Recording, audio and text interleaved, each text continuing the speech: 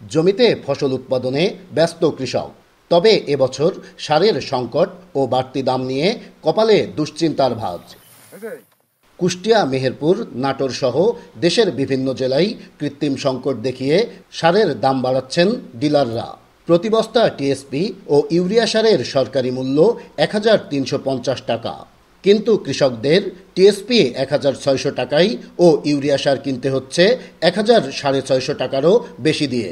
কৃষকদের অভিযোগ, শুধু দামই বেশি নয়, টাকা দিয়েও প্রয়োজন মতো সার পাওয়া যাচ্ছে না।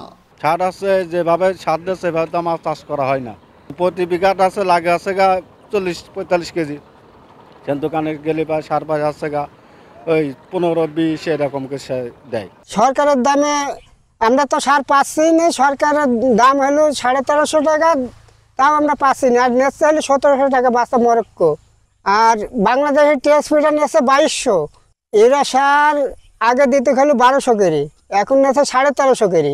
সার ওষুধের দামটা এই বছরের জন্য মানে বেশি এরকম বেশি, যাতে আবাদ করে কঠিন হয়ে যাচ্ছে আমাদের। তবে বাড়তি দামে সার বিক্রির বিষয়টি অস্বীকার করে ডিলাররা বলছেন, যেভাবে সার পাচ্ছেন সেভাবেই কৃষকদের কাছে সরবরাহ করছেন তারা। আমার জানা মতে মেহেরপুর জেলায় কোনো ডিলার সরকার নির্ধারিত মূল্যের থেকে বেশি মূল্যে সার বিক্রয় করছে না, এবং একজন করে উপসহকারী বা দুজন করে উপসহকারী বসায় রেখে প্রত্যেকটা কৃষককে সার সরবরাহ করছে। সেখানে সার মিসইউজ হওয়া বা বেশি দামে বিক্রির কোনো সুযোগ নেই। দাম বেশি নেওয়ার এরকম না, আমাদের প্রত্যেকটা সার মেমো হিসাবে দেওয়া হচ্ছে, প্রত্যেকটা কৃষকের কাছে মেমো দেওয়া হচ্ছে।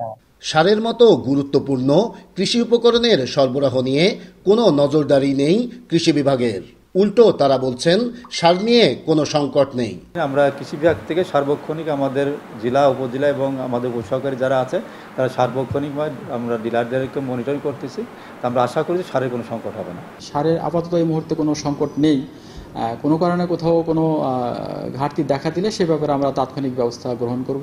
দ্রুত সার সংকট নিরসন না করা গেলে ফসল উৎপাদনের লক্ষ্যমাত্রা পূরণ করা সম্ভব হবে না। আর্থিক ক্ষতির মুখে পড়বেন বলছেন কৃষকরা। নাহিদ হাসান তিতাস, দেশ টিভি।